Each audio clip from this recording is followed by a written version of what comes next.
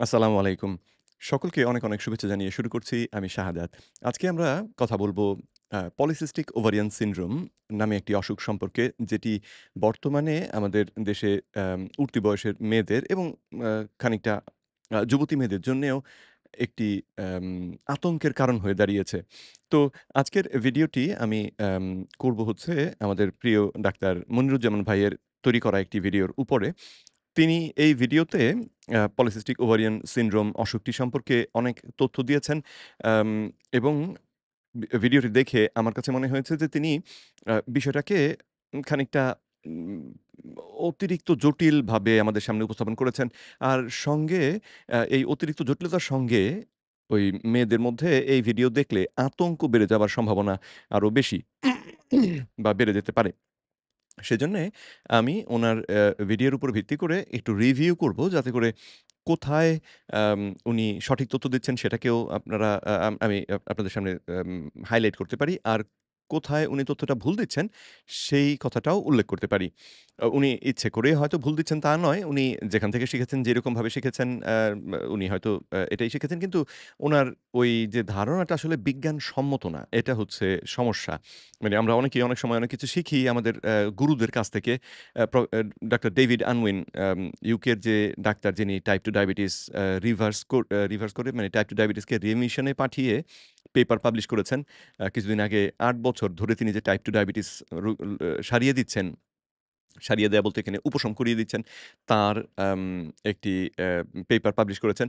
তো তিনি তার মুখে আমি শুনেছিলাম, তিনি বলেছিলেন যে মেডিকেল স্কুলে থাকতে যখন তিনি মেডিকেল কলেজে লেখাপড়া করছিলেন, তখন বইয়েতে শিখেছিলেন যে টাইপ 2 ডায়াবেটিস রোগটি আ এই চিনি রক্তে বেড়ে যাওয়ার কারণে হয় এবং এর অত্যন্ত সহজ সমাধান হচ্ছে রোগীকে চিনি খেতে না দেওয়া।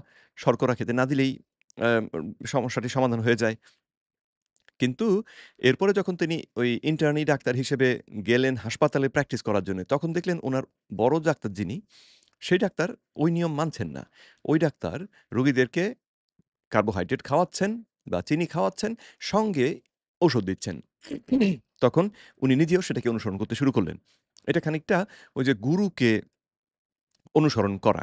আমরা ধরেই নিই যে আমাদের গুরু আমাদের থেকে বেশি জানে। তো কিন্তু সবসময় গুরু কিন্তু যে আমাদের থেকে বেশি জানে তা নাও হতে পারে। আর সেজন্যে যখনই যদি আমাদের খুব প্রিয় গুরুও যদি আমাদেরকে কোনো তথ্য দেন, তাহলে আমাদের তার কাছে জিজ্ঞেস করা উচিত, "গুরু প্রমাণটা কি? দলিলটা কোথায়?" যদিও এইরকম প্রশ্ন করলে অ্যা উম যারা আসলে অ্যা কি বলে যে ২ নম্বরি গুরু তারা তেলে বেগুনে জ্বলে ওঠেন। একেবারে। মানে দেখার মতন হয় সেটা। তো যাই হোক চলুন তাহলে এম যেটা বলছিলেন যে উনি এই যে কথাগুলো বলেন সেটা হয়তো ব্যক্তিগতভাবে কারো ক্ষতি করার উদ্দেশ্যে নয়। উনি এগুলো বিশ্বাস করেন কিন্তু এই বিশ্বাসটা হচ্ছে হয়তো উনি যেই গুরুদেরকে অনুসরণ করেন তাদের কারো কথার অনুসরণ করে আ এই অবস্থায় তিনি পৌঁছেছেন। কিন্তু বিজ্ঞানটাকে দেখলে এই জায়গাতে যেতে পারার কথা নয়। আমার তাই মনে হয়। তো যাই হোক আর দেরি না করে চলুন আমরা ভিডিওটা চালাই। উনার কথাগুলো শুনি এবং তারপরে কোথায় কারেকশন দরকার সেটা আমি আলোচনা করি। তরুণীদের একটি আতঙ্ক, একটি মহামারী নিয়ে আলোচনা করব। সেটি হচ্ছে পিসিওএস, পলিসিস্টিক ওভারি সিনড্রোম। আবার কেউ এটিকে পিসিওডি অর্থাৎ পলিসিস্টিক ওভারি ডিজিজ নামেও ডেকে থাকেন। এই দুটোর মধ্যে সামান্য কিছু পার্থক্য রয়েছে। কিন্তু একই রকমের সমস্যা এবং মূলত আ বা প্রধানত যে কারণে এই সমস্যাটি হয়, সেটি হচ্ছে নারী দেহে অতিরিক্ত ইনসুলিন হরমোন থাকা। তো আম সেটা আমি শুরুতেই আপনাদেরকে বলে দিলাম। আর একটু পরে আমি প্রফেসর বেন বিকম্যানের একটি ভিডিও আপনাদেরকে দেখাবো। বা ভিডিওটার নামটা বেসিক্যালি দেখাবো। যাতে করে আপনারা ভিডিওটা নিজেরাই দেখে নিতে পারেন। যেখানে এই প্রক্রিয়াটা একদম যে ঠিক কিভাবে দেহের মধ্যে এই ঘটনাটা ঘটে, তিনি সেটা বিস্তারিত ব্যাখ্যা করেছেন। তো যারা ইংরেজি বোঝেন তারা সেটা দেখলে অত্যন্ত উপকৃত হবেন। যাই হোক চলুন আমরা বাকিটা দেখি। পৃথিবীর সবচেয়ে উন্নত রাষ্ট্র হচ্ছে আমেরিকা। সেই আমেরিকায় ৫.২% নারী পিসিওএসে আক্রান্ত এবং আমেরিকায় ১৬ থেকে ৪০-এর মধ্যে এই রোগটি বেশি হয়ে থাকে। তবে ১৬ থেকে ২০ বছর বয়সী তরুণীদের মধ্যে এর প্রকোপ সবচেয়ে বেশি বাড়ছে। বাংলাদেশে কী অবস্থা? বাংলাদেশে এই রোগের অবস্থা আরও ভয়াবহ। আউটডোরে আসা গাইনি রোগীদের ৬.১১% পিসিওএসে আক্রান্ত। ইনফার্টিলিটি বা বন্ধ্যাত্ব নিয়ে যেসব মহিলা আউটডোরে আসেন, এদের মধ্যে ২৯.৯% থেকে ৪৬.১৫% পিসিওএসে আক্রান্ত ছিলেন। খুবই খারাপ হার্সিটিজম অবস্থা। অর্থাৎ শরীরে অনাকাঙ্ক্ষিত লোম নিয়ে আসা নারীদের ৯২.১৬% পিসিওএসে আক্রান্ত ছিলেন। হুম, অবাক করা ব্যাপার, একটি গবেষণায় দেখা গেছে বাংলাদেশে মেডিকেল স্টুডেন্টদের ৩৭% তরুণী পিসিওএসে আক্রান্ত। লজ্জার তো ব্যাপার। পিসিওএস আবার অ্যাডভার্ট শুরু হয়ে গেল রে! This এই game, ইউটিউবটাকে নিয়ে আমি এক যন্ত্রণায় আছি। পয়সা চায় প্রতি You're not মাসে আর ready নয়তো অ্যাডভার্ট দেখায়। একটি অত্যন্ত জঘন্য একটা রোগ, যে রোগটি একটি তরুণীকে চিন্তিত করতে পারে, তাকে দুশ্চিন্তায় ফেলতে পারে, তার জীবনকে নরক বানিয়ে ফেলতে পারে। এখন আমরা নরক বানিয়ে ফেলতে পারে। তার মানে এটা তো মানসিক দিক থেকে আর আরো সমস্যা হয়। তার বন্ধ্যাত্বের কারণ হতে পারে পিসিওএস। পিসিওএস এর যদি কারো থাকে তাহলে তার জন্য গর্ভধারণ করাটা খুবই কঠিন হয়ে পড়তে পারে বা অসম্ভব হয়ে পড়তে পারে। আ তো সেজন্য এটাকে খুব গুরুত্ব দিয়ে দেখতে হবে। আমরা এই পিসিওএস নিয়ে ডিটেল আলোচনা করব। আমরা জানার চেষ্টা করব পিসিওএস কি, কেন হয়, একে কি করে প্রতিরোধ করতে পারি, বা কিভাবে এটাকে নিরাময় করা সম্ভব বা আদৌ নিরাময় করা সম্ভব কিনা। তো চলুন আমরা জানার চেষ্টা করি কখন একজন নারীকে বলা যাবে যে তিনি পিসিওএসে আক্রান্ত। লাইফস্টাইল এক্সপার্টরা বলছেন যে কারোর মধ্যে যদি নিচের এক বা একাধিক সিমটম বা লক্ষণ তার মধ্যে থাকে, তবে বুঝতে হবে তিনি পিসিওএসে আক্রান্ত। শুধু লাইফস্টাইল এক্সপার্টদের কথা বলে লাভ কি? মানে ডাক্তার, বিজ্ঞানী, চিকিৎসা বিজ্ঞানী যারা তারাও এই বিষয়গুলো নিয়ে তো কাজ করেছেন। তো আম বিজ্ঞানীদের কথাটা বললে বা বিজ্ঞানের কথা বললে একটু আমার কাছে বেশি গ্রহণযোগ্য মনে হয়। তো যাই হোক কথাগুলো মোটামুটি ঠিকই আছে। চলুন আমরা শুনি। কি কি? এক নম্বর হচ্ছে অনিয়মিত মাসিক বা ইরেগুলার মেনস্ট্রুয়েশন। ২১ দিনের কমেও মেনস্ট্রুয়েশন হয়ে যেতে পারে, আবার ৩৫ দিন পার হয়ে যাচ্ছে, লক্ষণ নাই মেনস্ট্রুয়েশনের, অর্থাৎ ইরেগুলারিটিস। এটি হচ্ছে ১ নম্বর। ২ নম্বর, মুখ ও শরীরে অতিরিক্ত লোম, অনেকটা পুরুষদের মতো, এবং মেডিকেল টার্মে এটিকে বলা হয় হার্সুটিজম। যে কয়েকটা সিমটম পিসিওএসের হতে পারে, এর মধ্যে সবচেয়ে আতঙ্কিত হওয়ার মতো সিমটম হচ্ছে হার্সুটিজম। এটা অত্যন্ত আতঙ্কিত এবং বিব্রতকর একটা জিনিস। একটা নারীর মুখে যখন এরকম দাড়ি, গোঁফ দেখতে পাওয়া যায়, অ্যাম আমরা যখন তার মুখের দিকে তাকাই, আমরাও অস্বস্তি বোধ করি।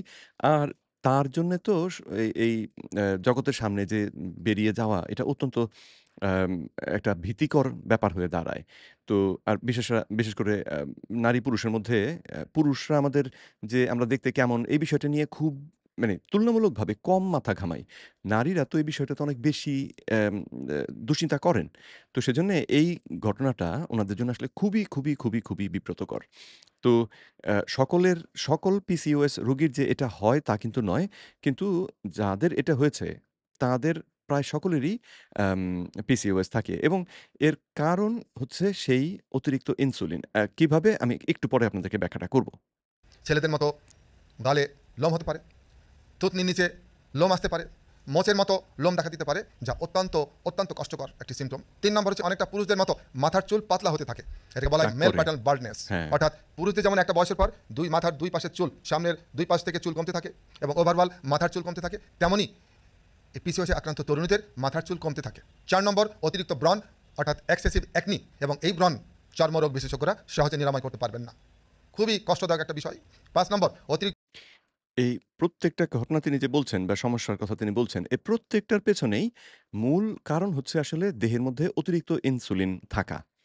ঠিক আছে? তো অতিরিক্ত ইনসুলিনটা কিভাবে এই সমস্যাগুলো ঘটায়, তার বিস্তারিত ব্যাখ্যা প্রফেসর বেন বিকম্যান উনার কতগুলো লেকচারের মধ্যে করে দিয়েছেন।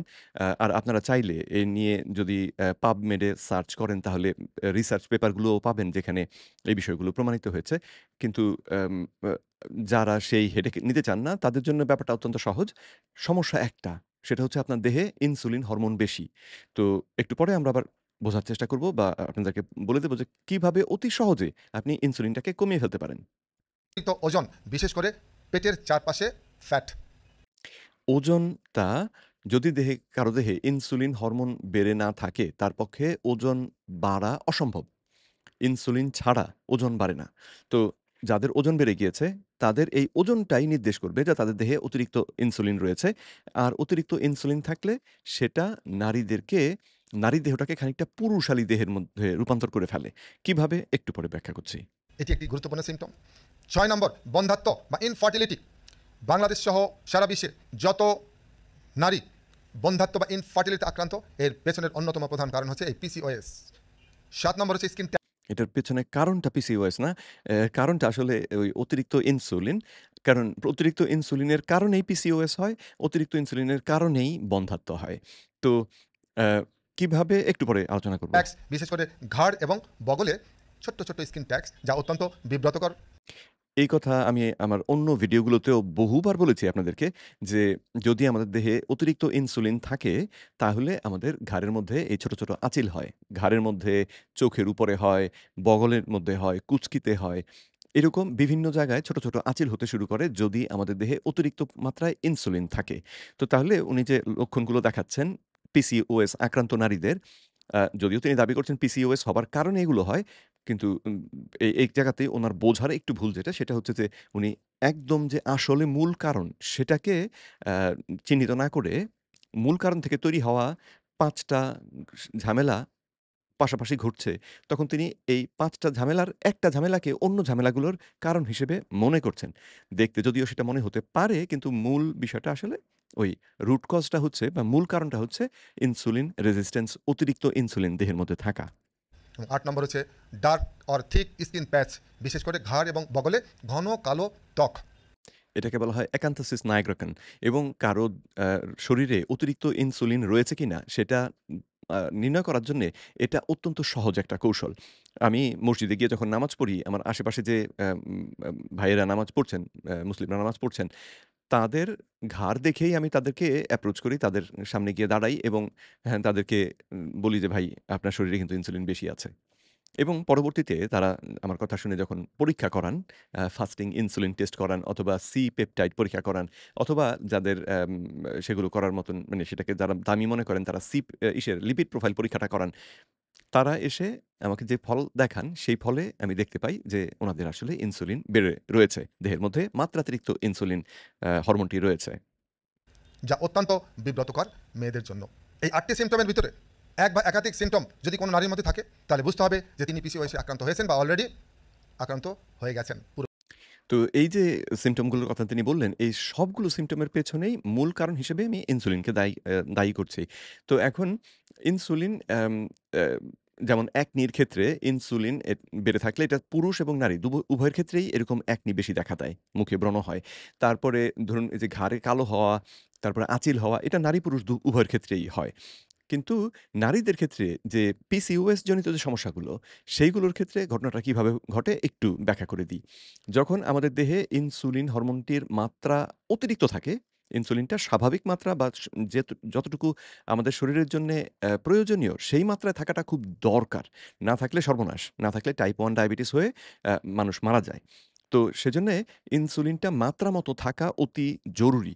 কিন্তু যদি এটা মাত্রাতিরিক্ত হয়ে যায়, তাহলে সেটা আবার আমাদের দেহে ক্ষতি করে।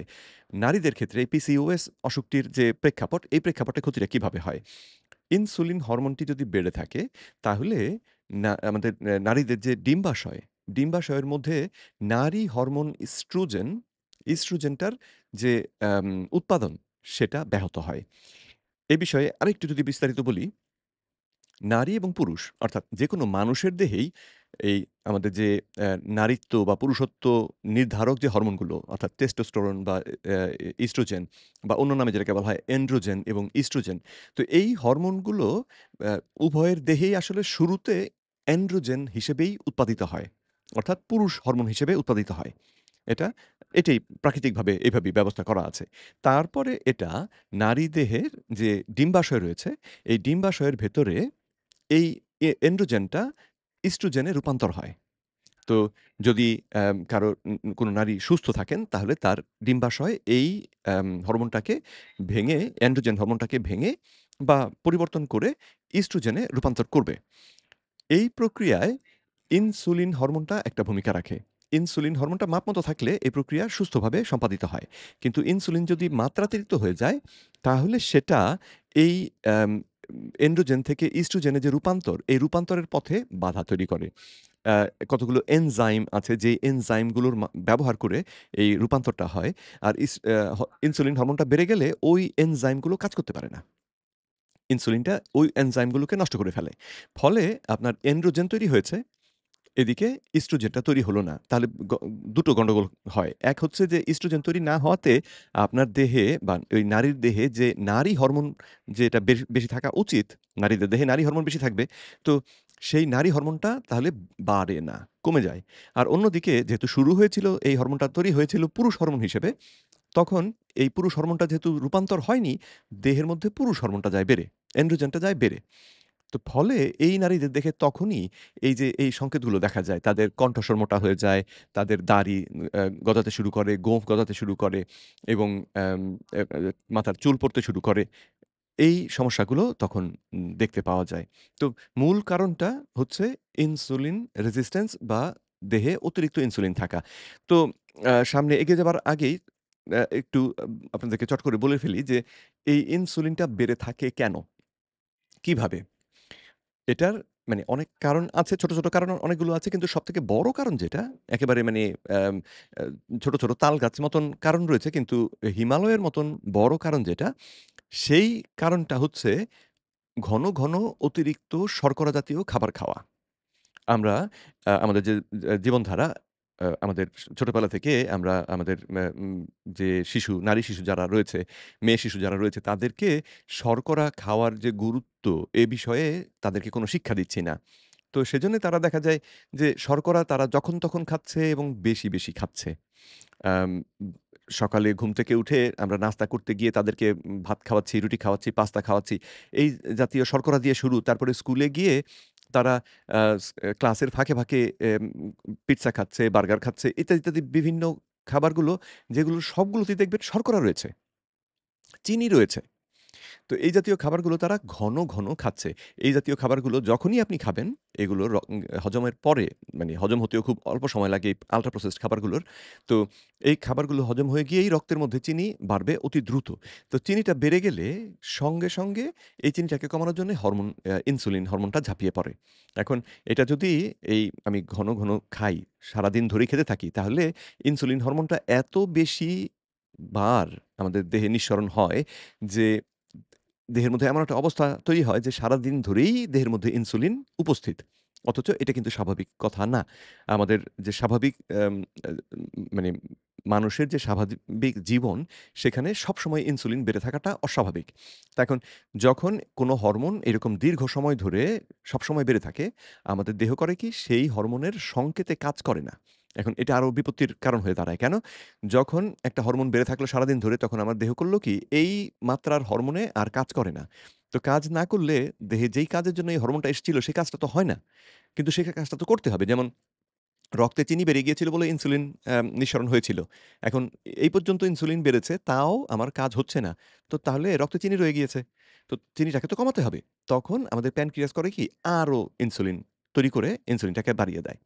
তো সেই বাড়ানো মাত্রার ফলে তখন আমাদের এই রক্তের চিনিটা সরে যায়। কিন্তু ইনসুলিন মাত্রাটা বেড়ে রইল। আর আমি যদি এই অবস্থাতেই এখন প্রত্যেকদিন আবার ৫, ৬ বার ৭ বার শর্করা জাতীয় খাবার খাই তাহলে আমাদের দেহটা এই মাত্রাতেও আবার রেজিস্ট্যান্ট হয়ে যায়।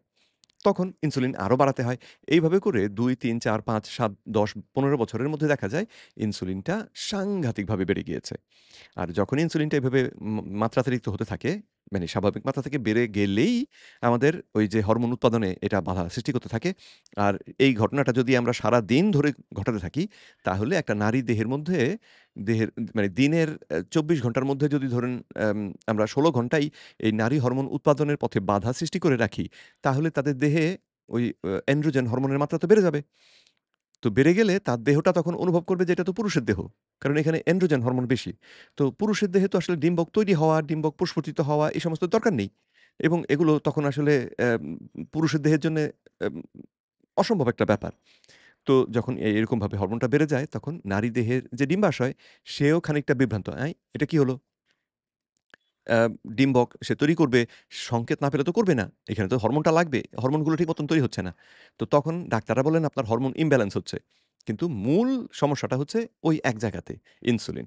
সমাধান কি? অতি সহজ। খাবার থেকে শর্করাটাকে বাদ দিয়ে দিন বা সাংঘাতিক কমিয়ে ফেলুন। রোজা রাখুন এবং আম যদি একেবারে করতে না পারেন, কি যেন? এই অ্যা মানে একদম পুরোপুরি বাদ দিতে যদি আপনার কষ্ট হয়, তাহলে মাঝে, মাঝে রোজা রাখুন। মাঝে, মাঝে উপোস করুন। অ্যা এভাবে যদি করেন, অর্থাৎ দেহের মধ্যে আমরা ঘন, ঘন যে খেয়ে বারে, বারে ইনসুলিনটাকে বাড়ানোর যে ঘটনাটা, এটা যদি না করি, তাহলেই আমাদের দেহের এই ইনসুলিন রেজিস্ট্যান্স টা আবার কমে আসে। কমে এসে এটা স্বাভাবিকের পর্যায়ে চলে আসতে পারে।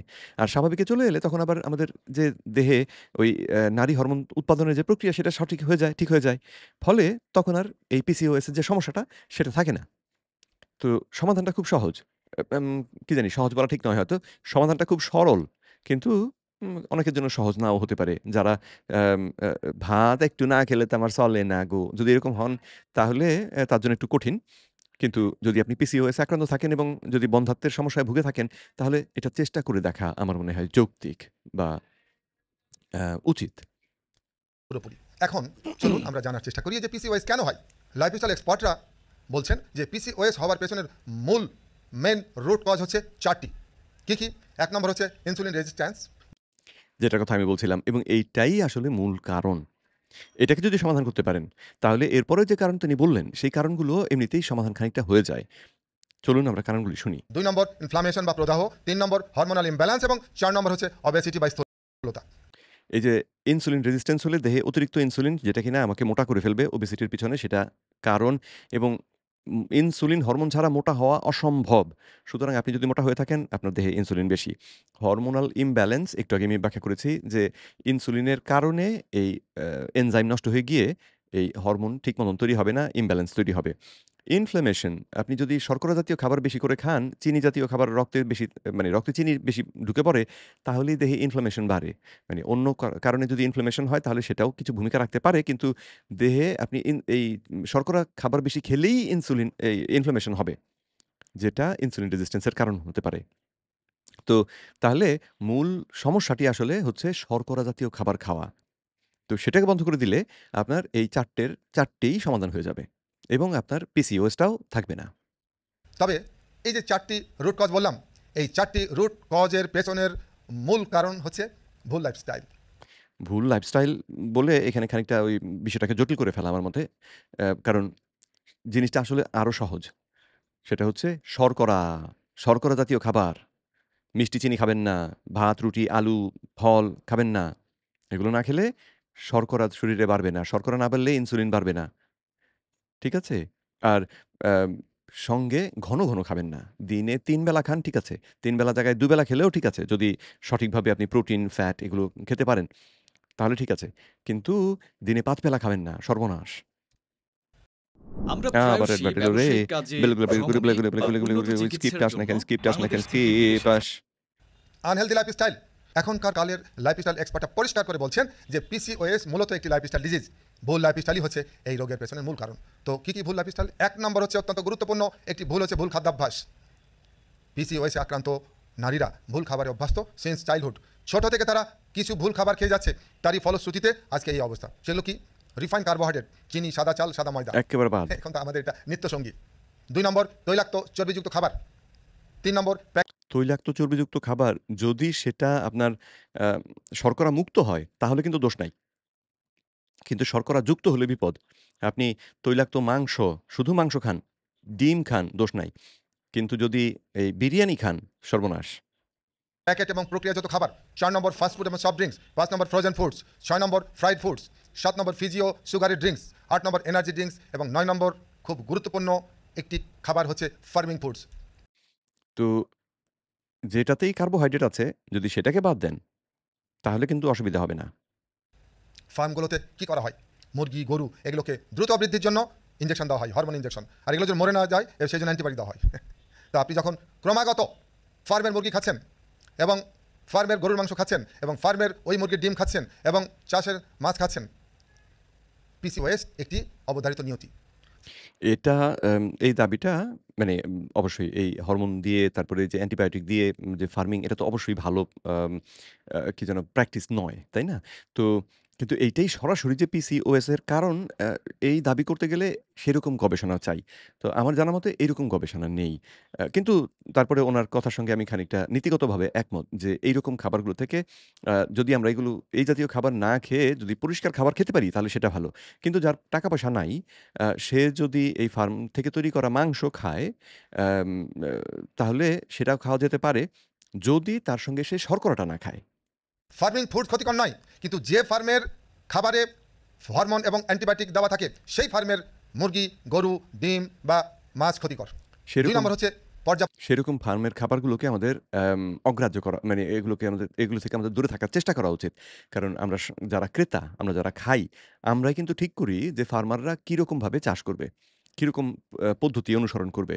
আমরা সবাই যদি সচেতনভাবে এই খাবারগুলোকে বাদ দেওয়া শুরু করি, তাহলে যেই ফার্মার এই দ্রুত এই কাজগুলো করেছিল, মানে দ্রুত ফলের জন্য এই কাজগুলো করেছিল, সে দেখবে তার জিনিস বিক্রি হচ্ছে না। তখন সে এই পদ্ধতি আর ব্যবহার করবে না।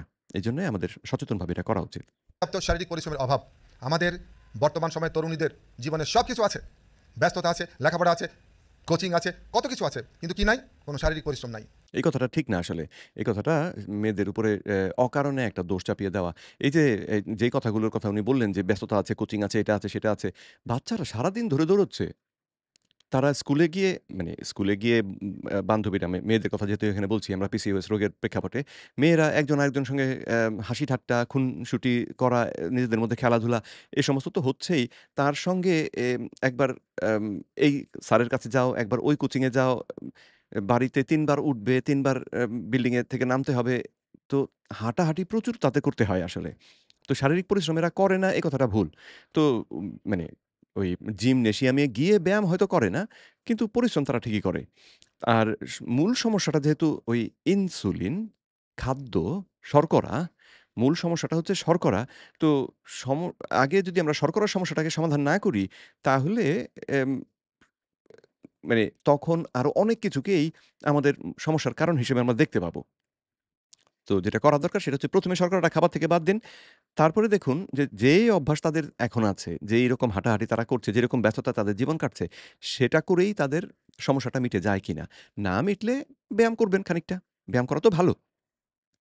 মহাব্যস্ত থাকার কারণে সে শারীরিক পরিশ্রম করছে না, ফলশ্রুতিতে সে অতিরিক্ত ওজনের অধিকারী হচ্ছে এবং এই অতিরিক্ত ওজন তার পিসিওএস ডেকে আনছে। এইটা একেবারে ভুল কথা। এই পরিশ্রম সে করছে না, সেইজন্য সে মোটা হচ্ছে। কথাটা ঠিক না। কারণ আমিও পরিশ্রম করি না, আমি মোটা হই না। আমি কি করি? আমি শর্করা কম করে খাই। আমার দেহে ইনসুলিন হরমোন বাড়ে না। এটা আপনিও পরীক্ষা করে দেখতে পারেন। যে শর্করা খাওয়া বন্ধ করে দিয়ে তারপরে দেখুন আপনার ওজন কেমন ম্যাজিকের মতন কমতে শুরু করে যদি আপনি স্থূল হয়ে থাকেন। ম্যাজিকের মতন কমতে শুরু করবে। কারণ ইনসুলিন হরমোনটা ছাড়া মোটা হওয়া সম্ভব না। এটা গবেষণায় প্রমাণিত।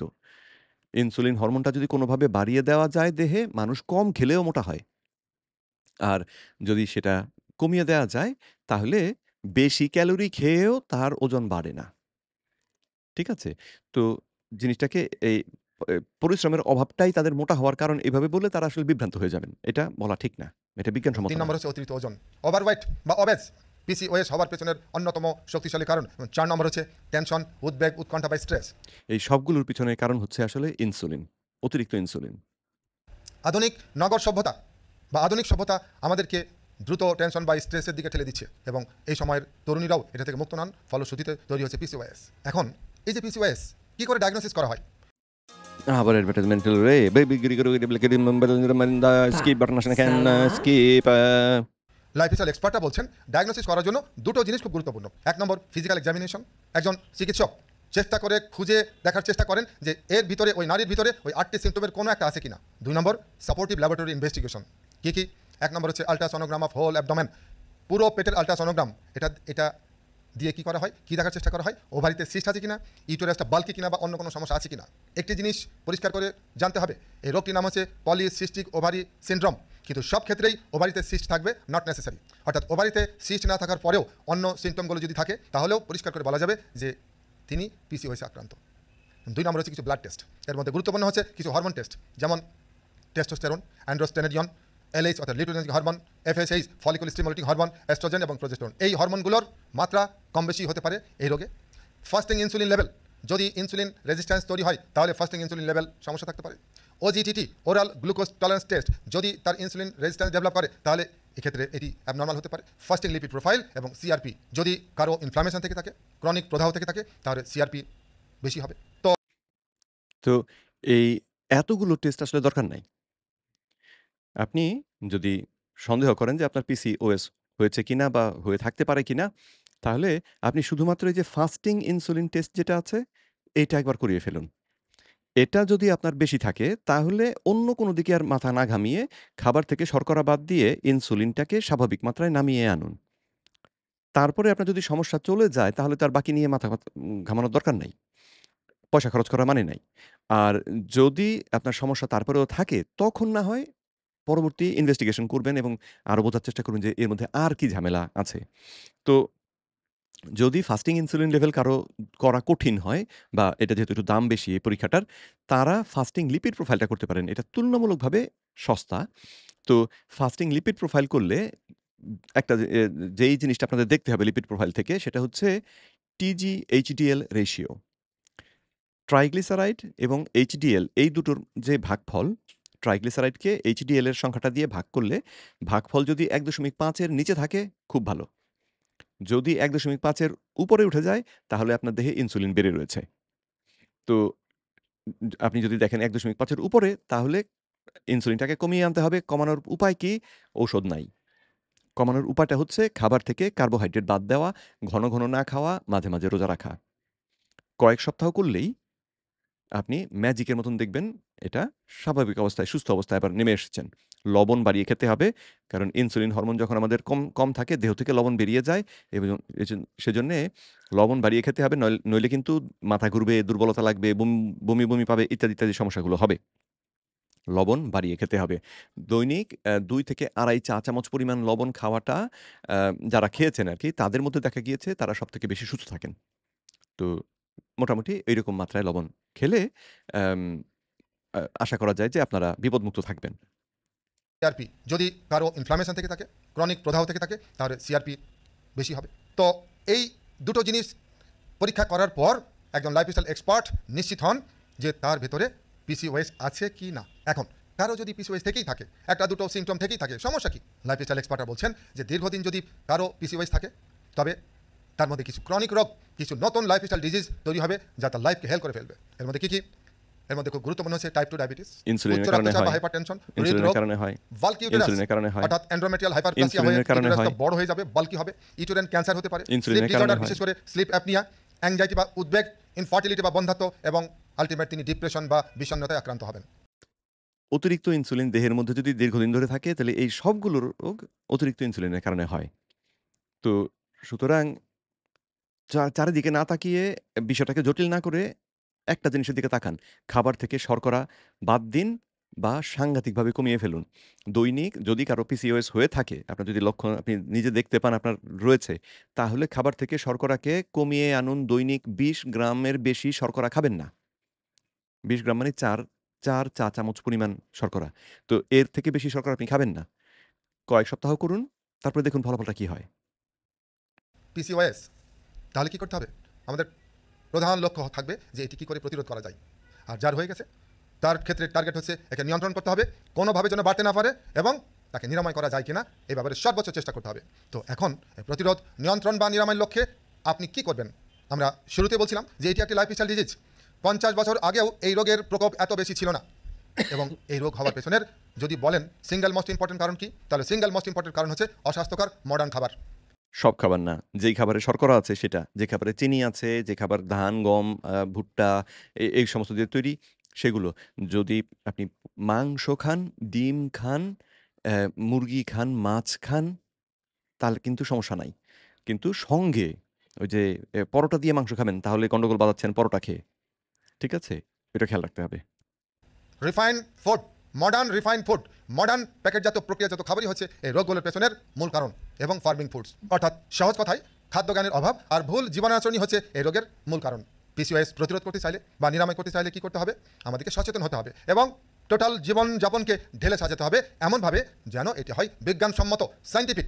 আর এ লক্ষ্যে আপনার করণীয় কি? প্রথমত বর্জন করুন সব ধরনের রিফাইন্ড কার্বোহাইড্রেট, চিনি, সাদা চাল এবং সাদা ময়দা এবং এগুলো দিয়ে তৈরি সকল খাবার। শুধু রিফাইন কার্বোহাইড্রেট না। কার্বোহাইড্রেট হলেই সেটাকে বাদ দিয়ে দিন। সবুজ শাকসবজি খানিকটা খেতে পারেন যদি খুব ইচ্ছে করে। কিন্তু অন্যগুলোকে স্বাদ করে খাওয়ার কোনো দরকার নাই। আর আপনি যদি খুব দ্রুত ফল চান তাহলে একেবারেই বাদ দিয়ে দিন। চিনিযুক্ত সকল খাবার এবং পানীয়, অর্থাৎ সফট ড্রিঙ্কস, জুস, জ্যাম, পুরো জেলি, বাদ। ফিজি ড্রিঙ্কস, ডুবো তেলে ভাজা সকল খাবার, সিঙ্গাড়া, সমুচা, লুচি, পুরি, জিলাপি, পাকোড়া, চপ এই ডুবো তেলে ভাজা সবগুলো খাবারের মধ্যে দেখতে পাচ্ছেন তো শর্করা রয়েছে। আটা দিয়ে তৈরি। তাই না? এগুলো সব বাদ। ইত্যাদি সব ধরনের রেড মিট, গরু, খাসি, পাঁঠা ও মহিষের মাংস। কয় কি? এটা মোটেও বিজ্ঞানসম্মত কথা না। ইনসুলিন বেড়ে থাকার পেছনে মূল যে কারণটা সেটা কুচা, হলো লুচি, পুরি, দাঁড়ান জিলাপি, আবার পাকোড়া, দেখে চপ নেই। ইত্যাদি সব ধরনের রেড মিট। সব ধরনের রেড মিট এই বাদ দেওয়ার বিষয়টা এটা মনিরুজ্জামান ভাইয়ের উনি ভেজিটেরিয়ান লাইফস্টাইলটাকে প্রমোট করেন তো, সেজন্য লাল মাংস দেখতে পারেন না। অথচ দুনিয়ার মধ্যে সবথেকে পুষ্টিকর খাবার হচ্ছে এই লাল মাংস। ঠিক আছে? তো এটা গবেষণায় প্রমাণিত। এটা আমার মুখের কথা না রে ভাই। তো যদি আপনি এই পিসিওএস থেকে সবথেকে দ্রুত সেরে উঠতে চান, তাহলে অন্য সব খাবার বাদ দিয়ে আপনি যদি শুধু লাল মাংস, লবণ, পানি এবং সঙ্গে মাঝে মাঝে একটু বাটার যদি খাইতে ভালো লাগে, অথবা চর্বিযুক্ত লাল মাংসটা যদি খান এবং অন্য আর কিছু না খান, অর্থাৎ একেবারে কার্নিভোর জীবন ধারণ করেন, কয়েক সপ্তাহের মধ্যে দেখবেন আপনার পিসিওএস নাই। পিসিওএস মূল সমস্যাটা হচ্ছে ইনসুলিন। লাল মাংস খেলে ইনসুলিন বেড়ে থাকে না। লাল মাংস খেলে আপনার দীর্ঘ সময় আর ক্ষুধা লাগবে না। লাল মাংসের মধ্যে এত পুষ্টি উপাদান রয়েছে যেটা আপনার দেহের সমস্ত পুষ্টি চাহিদা মিটিয়ে দেবে এবং আপনি আ রীতিমতো আপনার কাছে মনে হবে আপনার ভিন্ন জগতে প্রবেশ করেছেন যদি শুধু লাল মাংস খেয়ে বাঁচেন। কিন্তু আমাদের দেশে দাম বেশি বলে আমি সেটা এখনো করতে পারছি না। কিন্তু ইচ্ছে আছে আল্লাহ যখন আমাকে কিছু ইনকাম বাড়িয়ে দেবেন, টাকা-পয়সা দেবেন তখন আমি শুধুই লাল মাংস খেয়ে জীবনযাপন করব। গরু, খাসি, পাঁঠা ও মহিষের মাংস, সব কি ধরনের পাগল রে! মিষ্টি ফল, তরমুজ, আনারস, পাকা কলা, পাকা আম, পাকা কাঁঠাল, কিশমিশ, শুকনো খেজুর, সব বাদ। লিচু ইত্যাদি। অ্যালকোহল, অতিরিক্ত চা ও কফি পান, বাদ। প্যাকেটজাত রেডি ফুড অর্থাৎ বাদ। চিপস, কেক, বিস্কিট, চকোলেট, মিষ্টান্ন ইত্যাদি। দুধ ও দুগ্ধজাত সকল খাবার যেমন দই, মিষ্টান্ন, পিঠা, পায়েস, ঘি, মাখন ইত্যাদি। না, ঘি, মাখন খেতে পারেন। মিষ্টান্ন যেগুলো সেগুলো সব বাদ। কিন্তু দুধকে ফার্মেন্ট করে যে চিজ তৈরি করা হয়, ছানা তৈরি করা হয়, সেগুলো আবার খেতে পারেন। সঙ্গে চিনি যোগ করতে পারবেন না। তো পনির যদি কারো খেতে ভালো লাগে, তারা পনিরও খেতে পারেন। তো অনেকের আবার দেহে এই দুধের কিছু জিনিস আছে যেগুলো অনেকের দেহে সহ্য হয় না। তো দেহের মধ্যে গন্ডগোল হতে পারে। তো তারা হয়তো খাবেন না। কিন্তু যারা খেয়ে সহ্য করতে পারেন তারা কিন্তু এই পনির খেতে পারবেন। দোষ নাই। ফাস্ট ফুড, বার্গার, পিৎজা, ঘি, মাখন খাওয়া খুব ভালো। ঘি, মাখন অতি আমাদের জন্য কি বলে যে পুষ্টিকর। আমাদের জন্য অতি উপকারী। ওই ২ টাকে কিন্তু ওই উনার কথা শুনে ফেলবেন না। ঠিক আছে? Chicken fry, French fry, tacos, onion rings, onion bites, nachos. তাহলে কি খাবেন? চিকেন ফ্রাইটা খেতে পারবেন না তার কারণ হচ্ছে চিকেন ফ্রাইয়ের উপরে কিন্তু আটা দিয়ে একটা পরত দিয়ে দেয়া হয়। আটার একটা লেয়ার দিয়ে তারপরে সেটাকে ভাজা হয়। সেজন্যে ওইটা খাওয়া নিষেধ। কিন্তু আপনি যদি ওই আটা-পাটা ছাড়া একটা এই মুরগির নিলেন, এই টুকরা নিলেন, সেটাকে ডিমের মধ্যে চুবিয়ে তারপরে ভাজলেন, ঘিয়ের মধ্যে ভাজলেন। ভেজে যদি সেটা খান, তাহলে কিন্তু আপনার উপকার হবে, কোনো ক্ষতি হবে না। কারণ এটা খেলে আপনার ইনসুলিন তো বাড়বে না। এখানে কোনো চিনি থাকবে না। কিন্তু ওই আটা দিয়ে যদি মুড়িয়ে তারপরে ভাজেন, তাহলে সর্বনাশ। কারণ ওই আটাটা খেয়ে আপনি রক্তে গ্লুকোজ বাড়াবেন, ইনসুলিন বাড়াবেন। যে খাবারগুলো খাবার চেষ্টা করতে হবে, যে খাবারগুলো খাবার অভ্যাস করতে হবে, সেগুলো হচ্ছে পূর্ণ শস্য দানা, হোল গ্রেন। খুব অল্প পরিমাণে খেতে হবে এই পূর্ণ শস্য দানা, অর্থাৎ খুব অল্প পরিমাণে খেলে আমিও হয়তো না করব না। কিন্তু কি দরকার? আপনার যদি সিরিয়াস টাইপের পিসিওএস হয়, আপনি খুব দ্রুত যত শীঘ্র সম্ভব মা হবার চেষ্টা করছেন, তাহলে এটাও বাদ দিন। শর্করা হলেই বাদ দিন। লাল চালের ভাত অথবা লাল আটা রুটি খুব অল্প। দুপুরে যদি খান আপনি 1 কাপ লাল চালের ভাত, সকালে যদি রুটি খান একটি পাতলা লাল আটা রুটি। السلام আবার অ্যাডভার্ট عليكم এলো রে। ورحمة الله ওয়ালাইকুম وبركاته আসসালাম ওয়া my dear রাহমাতুল্লাহি brothers ওয়া and বারাকাতুহু। sisters. আজকে There is বাটন কোথায়? তারপর 2 নম্বর হচ্ছে ঘন সবুজ পত্রযুক্ত শাকসবজি পর্যাপ্ত খেতে পারবেন। Dark green leafy vegetables, green juice, সব ধরনের পাতা যে পাতাগুলো খাওয়া যায়, অর্থাৎ ধনে পাতা, পুদিনা পাতা, লেটুস পাতা, পালং পাতা, থানকুনি পাতা, তুলসী পাতা, সজনে পাতা, সব রকম পাতা দিয়ে গ্রিন জুস তৈরি করে প্রত্যেকদিন 1 গ্লাস খেতে পারেন। না, এটা করবেন না। ওই সবুজ শাক যেটা দেখালেন একটু আগে, সেটাকে যদি রান্না করে খান, ঠিক আছে। ভালো লাগলে খান। খুব যে উপকার পাবেন সেই কথা খুব জোর দিয়ে বলা যাবে না। কারণ এই খাবারগুলোতে পুষ্টি বিশেষ আসলে থাকে না। যেই পুষ্টি থাকে সেটা আবার মানুষের দেহের জন্য উপযুক্ত পুষ্টি না। তো মানে ব্যাপারটা একসময় ভাবা হতো যে খেলে এর মধ্যে পুষ্টি আছে সুতরাং আমাদের কাজে লাগবে। পরে দেখা গেল যে না, হজম ঠিক মতন হয় না। তো হজম না হলে তো পায়খানার সঙ্গে বেরিয়ে যাবে, লাভ কি? তো তারপরে বলা হলো যে ঠিক আছে, কিছু যদি ব্যবস্থা করে হজমের ব্যবস্থাটা করা যায়, হজম হলো, রক্তে প্রবেশ করলো। তারপরে দেখা গেল যে পুষ্টি যখন আমাদের কোষের কাছে যায়, সেই কোষ এই উদ্ভিজ্জ পুষ্টিকে ঠিক মতন ব্যবহার করতে পারে না। হিম আয়রন যেটা লাল মাংসের মধ্যে রয়েছে, আমাদের দেহ সরাসরি ব্যবহার করতে পারে। অথচ কচু শাকের যে আয়রন, সেটা আমার দেহ ব্যবহার করতে পারে না। তো খেয়ে কষ্ট করে হজম করে রক্তের মধ্যে ঢোকালাম কিন্তু কাজ হলো না। তাহলে লাভ কি? আর সঙ্গে এই আরেকটা উদাহরণ যেমন ধরেন গাজরের মধ্যে বিটা ক্যারোটিন আছে যেটাকে আমরা বলি ভিটামিন এ হিসেবে ই করব, পাবো। কিন্তু বিটা ক্যারোটিন তো আর ভিটামিন এ সরাসরি না। মাংস খেলে তার মধ্যে থেকে ভিটামিন এটা সরাসরি আমি পাবো, রেটিনল সরাসরি পেয়ে যাবো, আমার দেহ সেটাকে ব্যবহার করতে পারবে। আর বিটা ক্যারোটিন এই গাজর খেলাম, সেটা প্রথমত হজম হয় অতি অল্প, তারপরে যেটুকু রক্তের মধ্যে ঢোকে সেটাকে আমার দেহ এই ভিটামিন এ তে রূপান্তর করাটাও একটা জটিল প্রসেস এবং সে ঠিক মতো করতে পারে না।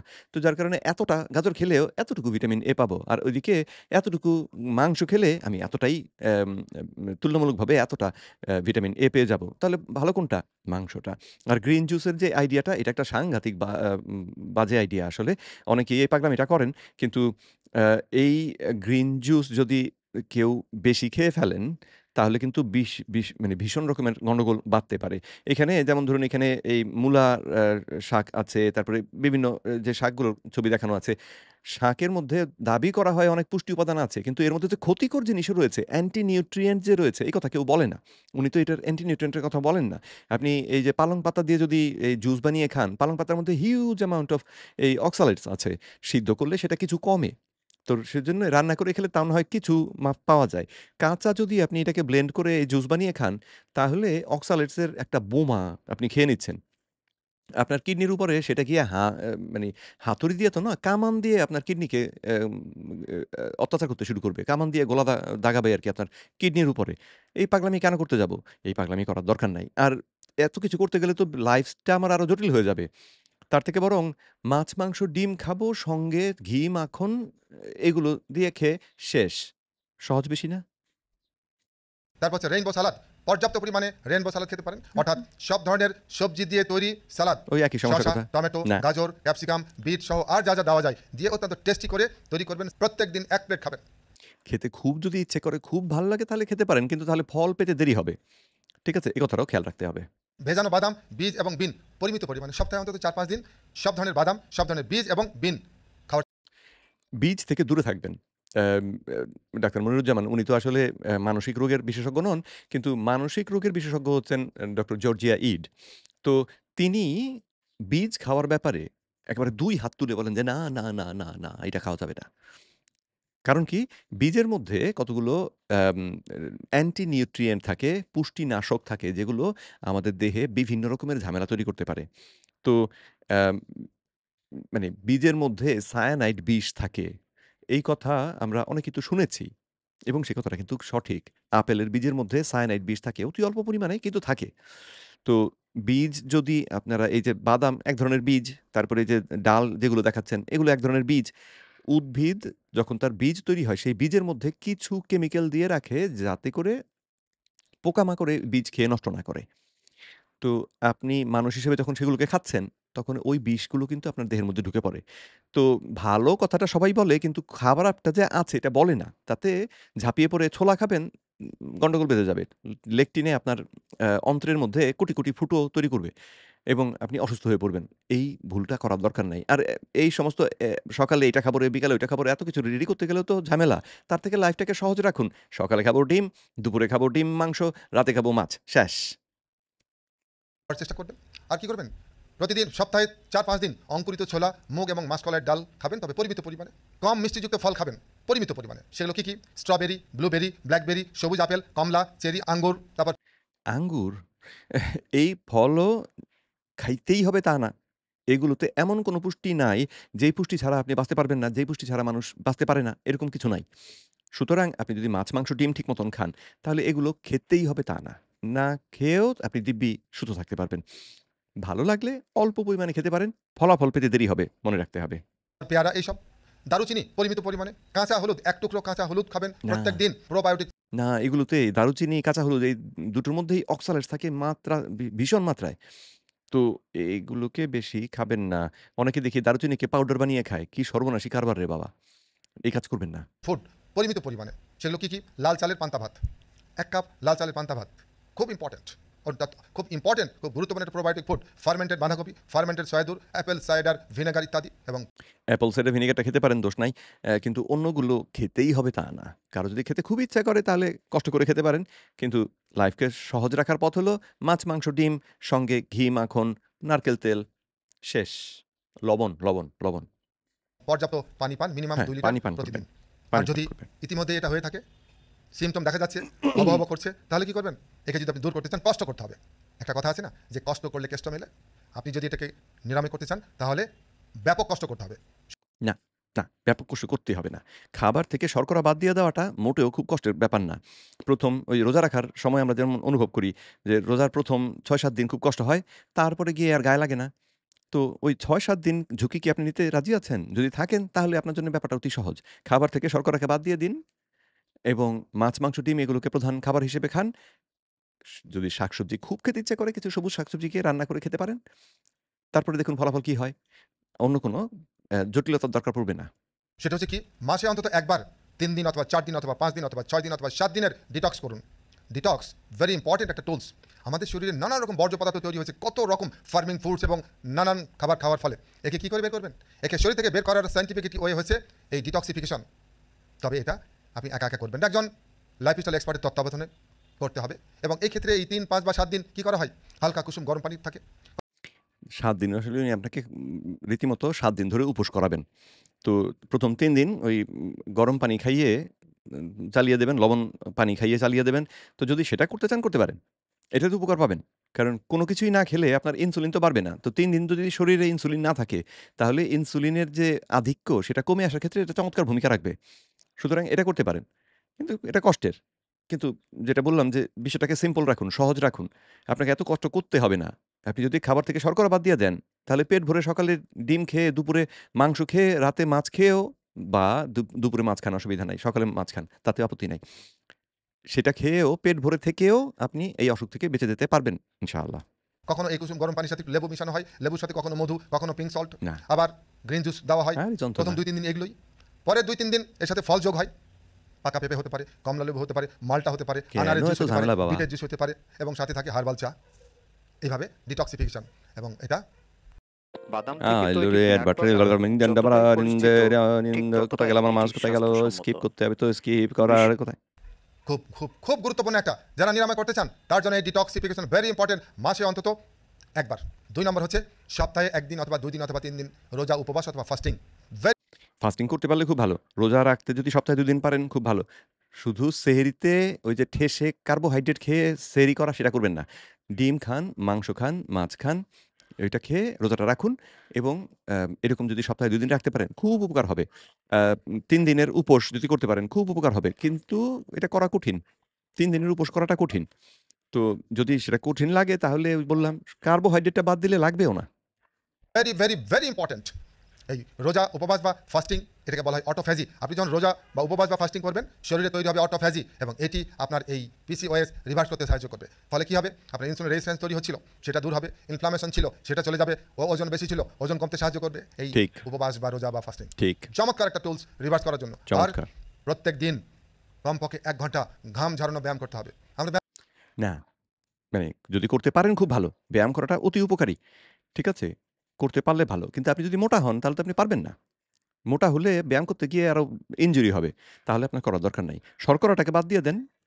তারপরে কয়েক সপ্তাহ আপনি এইভাবে জীবন ধারণ করেন, দেখবেন ম্যাজিকের মতন ওজনটা কমে গিয়েছে এবং আপনার গায়ে শক্তি আপনি আগের থেকে অনেক বেশি অনুভব করছেন। তখন ব্যায়াম করবেন। তখন ব্যায়াম করাটা খুব দরকার। এই দেখুন না ছবির মধ্যে যে কজন ব্যায়াম করছে তাদের কেউ কি মোটা? কেউ তো মোটা না। মোটাদের এভাবে ব্যায়াম করতে বলা ঠিক না। ব্যায়াম করতে গেলে মোটাদের কষ্ট হয় বেশি এবং মোটা মানুষদের এই ব্যায়াম করতে গিয়ে ক্ষয়ক্ষতির ভয় থাকে বেশি। ঝুঁকি থাকে। তো ব্যায়ামটাকে শুরুতে অত গুরুত্ব দেবেন না। শর্করাটাকে গুরুত্ব দিন। ব্যায়ামটা পরে আসবে। ব্যায়াম করলে খুব উপকার। তখন পরবর্তীতে আপনি সেটা করবেন। ব্যায়াম করি, তুলি ব্যায়াম, যে ব্যায়াম দিয়ে কিচ্ছু হয় না।